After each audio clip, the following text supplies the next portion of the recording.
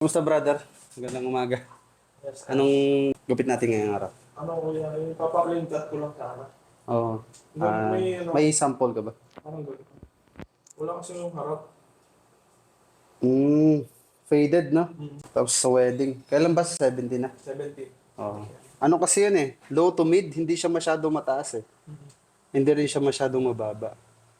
I-remind ko lang, sir, na zero talaga mag-uumpisa yan. Mm. Tapos i-blend natin. Tapos anong magiging style natin sa taas? Ito ano ko yung ano sa taas. De, anong preferred mo? Yung gusto mo talaga?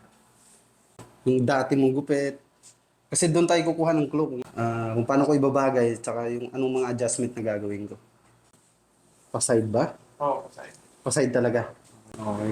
Babawasan lang siguro natin ng ano, konti lang. Texture din natin. Medyo thick talaga ang buhok mo. Kailangan natin bawasan ng konti yung ano, yung nipis. Mm. Tsaka yung konting haba. Para restylable pa din siya. Lang naman concern sa buhok mo, ano bang ano?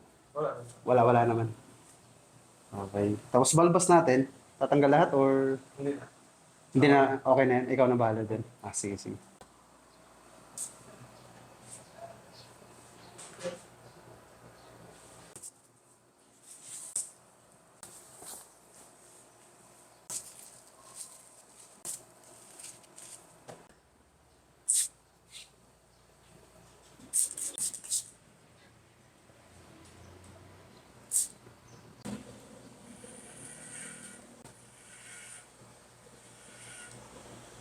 Magaling maggawa ng ano yun, so.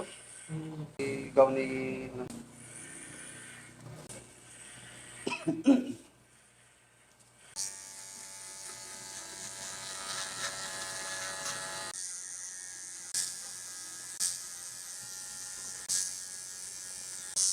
bagay nasa, ano kasi siya ako pwedeng magtaas ng sobra. Sabi nga ni Paul, barber shop. Sabi, doon daw sa doon sa ano, Hindi pa tulan. Ay, yun din yung magbabaliktad sa atin, sa ano? halos lahat ng kasama ng Oo. lalaki. Oo. Kahit nasa ano, hindi natin ginagawa yun eh. Mm. Lang yung mga gumagawa. Umaga.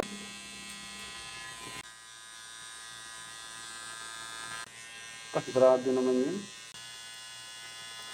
Mura lang bilhin yan. Sipyo? Ano? Buong San Jose. Nung nanood nga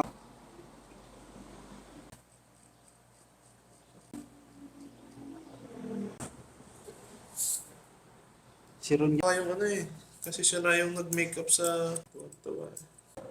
yun naman talaga. Wala pa naman. Ilan magiging misis mo? Ayun din nila eh. Oo.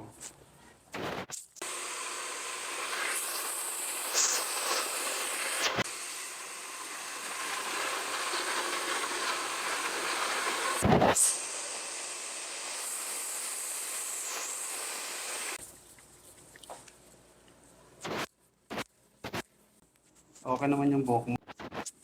Pag hindi ko proper yung gusto mo. Ang course yun. Gusto mo, sabi ko, naku, wala din akong pera, sir.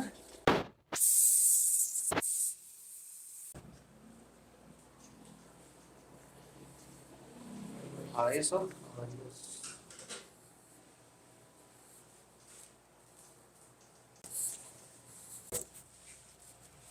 Kumusta, brother? Ang lupit. Sol. Ayos naman. Ayos. Oo. Ready na. Ready na bukas, mga kaibigan. Kasi ano pala? 17. Thank you, sir.